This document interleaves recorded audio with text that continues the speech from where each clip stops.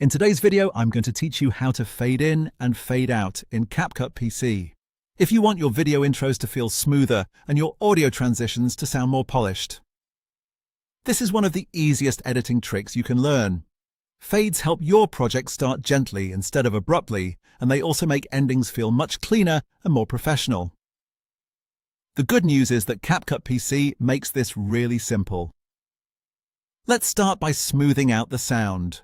On your timeline, click on either your audio track or the video clip that contains the audio you want to adjust. Once that clip is selected, move to the top right Properties panel, click Audio, and then open the Basic section. Here you'll find the Fade In and Fade Out controls. Drag the Fade In slider to make the volume gradually rise at the beginning of the clip. Then drag the Fade Out slider to make the sound gently lower at the end. This is especially useful for background music, voiceovers, or any clip that currently starts or stops too suddenly. Now let's work on the visual fade. If you want the fastest method, go to the Transitions tab in the top left menu and search for Fade. From there, drag the black fade transition directly onto the beginning or the end of your video clip on the timeline. This creates a smooth visual fade that can help your video open or close in a much more cinematic way. There's also another option if you want a little more control.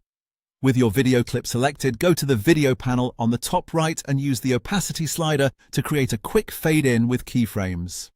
This can be helpful when you want the image to gradually appear without relying only on a transition preset.